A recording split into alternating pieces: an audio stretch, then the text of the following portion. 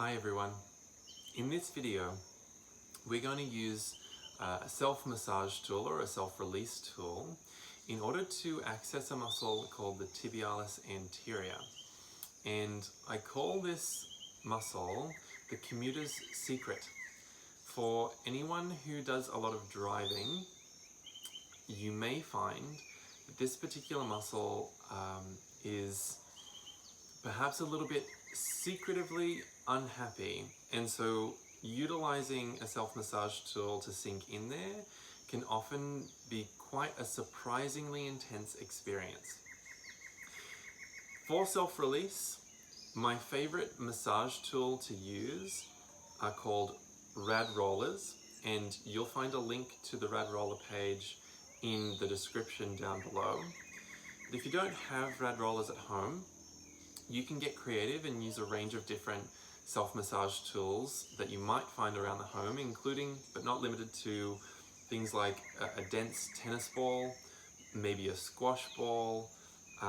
You could also, in this particular instance, maybe find a rock that's perhaps a little bit smaller than this, relatively smooth, and cover it in some kind of blanket or towel in order to provide a little bit of cushioning. And the muscle that we are going to focus on, the tibialis anterior, is found in the front of the lower portion of the leg. And in order to palpate it, you'll find the border of your shin. So notice where the shin is. It's a very superficial bony protuberance, and you have probably made contact with your shin and a range of different devices around the home. So you probably are pretty aware of what that feels like. And we are going to be working just on the outside of that bony border, okay? And as you tip off the edge of that bony border, you'll notice that there's quite a nice amount of flesh there. And one of those muscles that is in that space is the tibialis anterior. And this is going to be our main focus for this video. To test that you've got the right muscle, push your fingers into it, and then lift your toes and lift the ball of the foot into an action of dorsiflexion, and you should notice that that muscle contracts, okay? You can do that a couple of times, and this is the muscle that we're going to be focusing on. So we're going to start relatively close to the knee, and then we're gradually and incrementally going to work our way down towards the ankle. In order to provide pressure here, we're going to come into some kind of a seated squat position. So if your toes untucked doesn't feel good, maybe your toes tucked feels better, or maybe not. Maybe that's also a little bit intense. And if it is, utilize some kind of prop to change the angle at the ankle.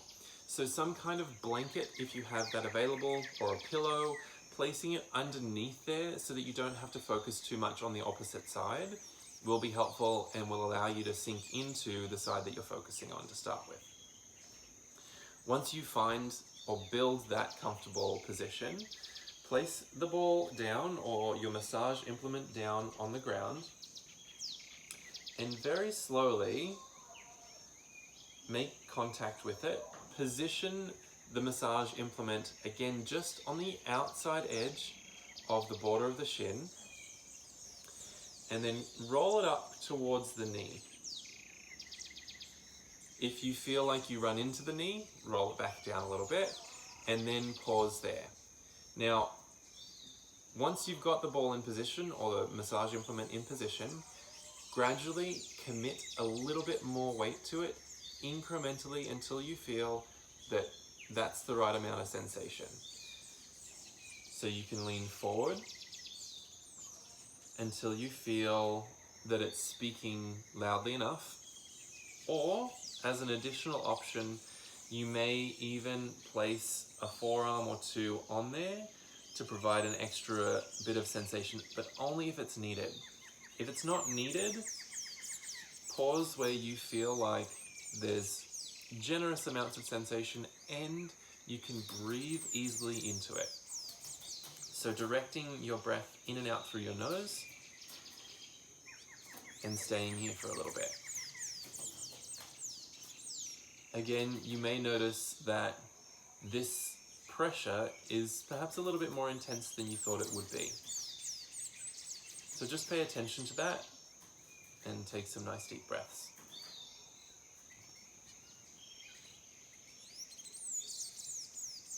This is one of those muscles. There are a few muscles in the body that are called collectively the unstretchables. Now, what that means is that there are a few muscles in the body that you can't lengthen to a point where it meaningfully provides a lengthening experience or a stretch experience. And this is one of those muscles.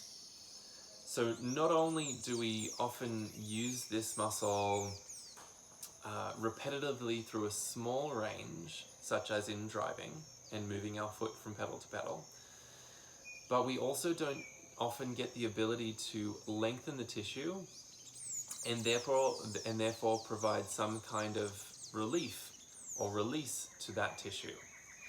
And so this is often really well received as a post-release experience.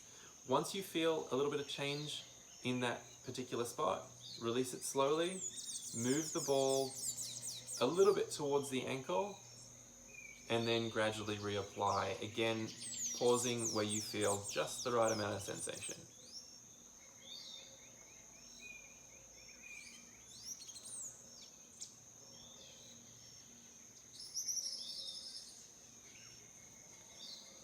And this muscle also has quite the substantial influence on how our ankle moves. Not only how far, but also how well the ankle moves, especially through ranges like dorsiflexion.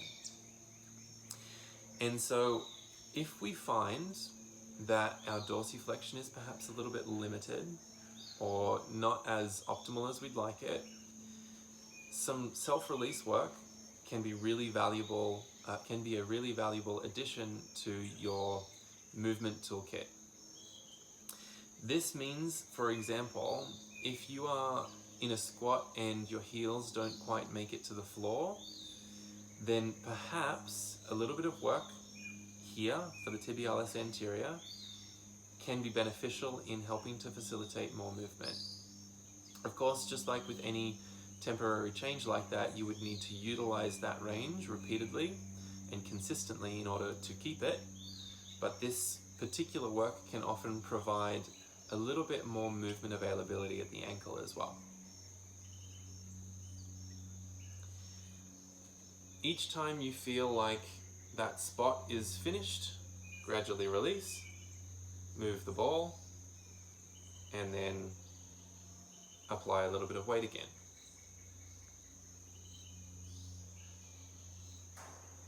If your opposite side is not feeling the most comfortable right now, you might like to grab some more props, place them in underneath that leg or the ankle, and make sure that it feels well supported and stabilized.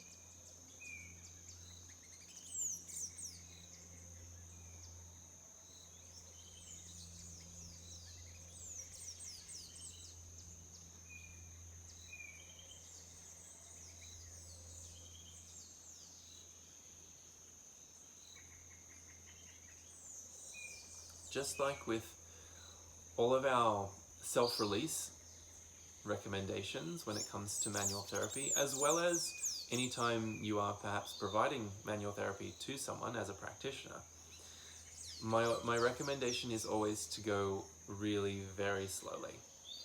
Not only so that the right amount of sensation can be achieved, but also so that the tissues can receive the most amount of benefit possible from this work. So I would encourage you to pause and think more about quality of experience versus quantity of experience. What I mean by that in this particular setting is 3 points done really well is better than 6 points half done. Okay? If you feel like you could use more work on this side, which you may, pause the video and continue to work towards the ankle, and then maybe you even come back up towards the knee. Give each point the amount of time that it needs and deserves in order to feel that release. And then when you're ready, restart the video or continue to play the video and we'll go to the other side. If you are ready, we're going to transition over to the other side. If you notice that that position that you were resting in was no longer comfortable at the end, find more props, set yourself up so that you don't have to sit through that additional sensation, because oftentimes the tibialis anterior provides enough sensation for you, okay? When you're ready for the other side, go ahead, get it set up. Starting relatively close to the knee. You could start closer to the ankle. There's really not necessarily any reason why I'm starting close to the knee, except for the fact that we started on the other side close to the knee. That's the only reason. Once you find your first spot, gradually commit a little bit of weight until you feel the perfect amount of sensation, and then pause there. Breathing in and out through the nose.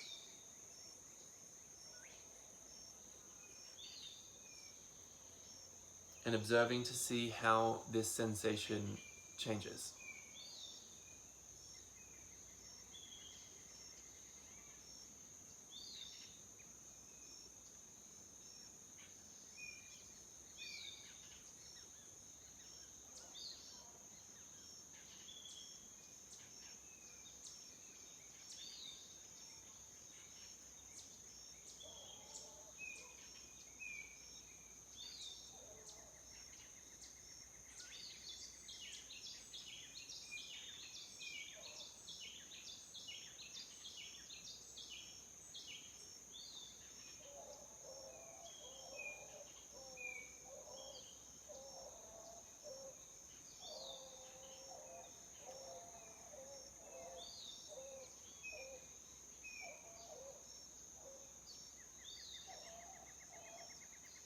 When you feel as though that point is completed and you're ready to move on, gradually release that position, move the ball down a little closer towards the ankle, and repeat.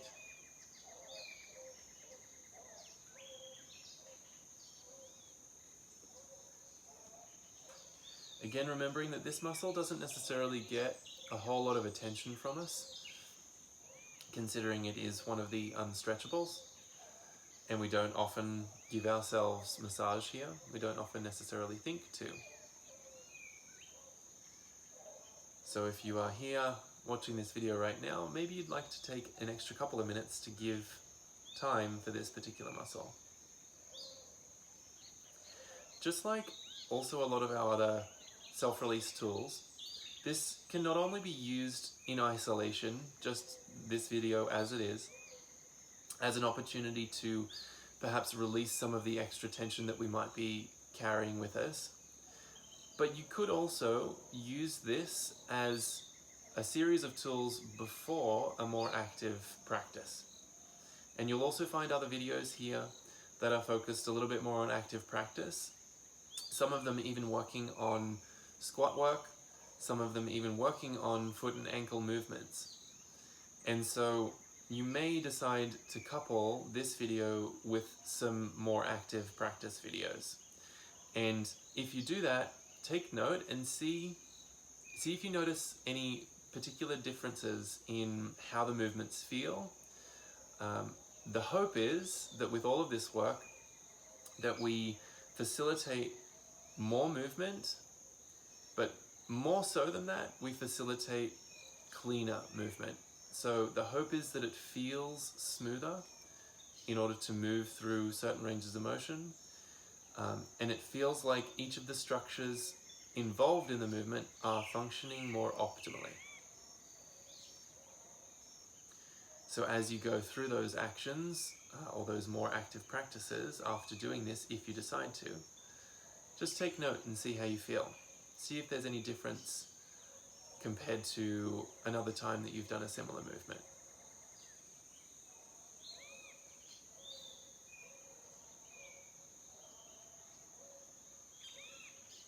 When you're ready to move to another point, go ahead.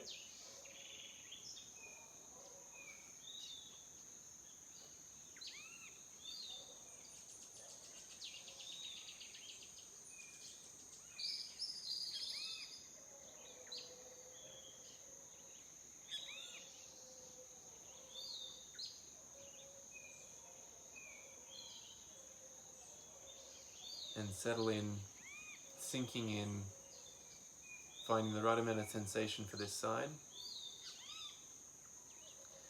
And just like we did for the other side, if you continued to work, if you paused the video because there was more work to be done, I would encourage you to do the same here. Pause the video, continue the work, and even though we're not symmetrical beings, try to work both sides to a relatively similar degree. And the reason I say that is because oftentimes if we have one side that needs it more, we often focus on that side and we don't necessarily always work the other side as evenly. And whilst in the short term that might provide beneficial results, if it becomes too much of a habit, you may notice that in the future you have to switch that up because now the side that was functioning well now is the side that didn't get enough attention for years and is perhaps talking a little bit more loudly than the side that you focused on for all of those years. So my encouragement is to think of the long-term game or the long game and try to work both sides relatively evenly. If you're staying to continue your work, stay to continue your work. Otherwise, again, remember that this work can be wonderful in and of itself. This might be your work for the day. Or you could follow this video up with some more active practices and notice if it has influenced the way that especially your ankles and feet are able to move through the active practice. Hopefully that feels good. Hopefully you experience some benefits from this work. And thank you for joining me in this video, and I'll see you again soon.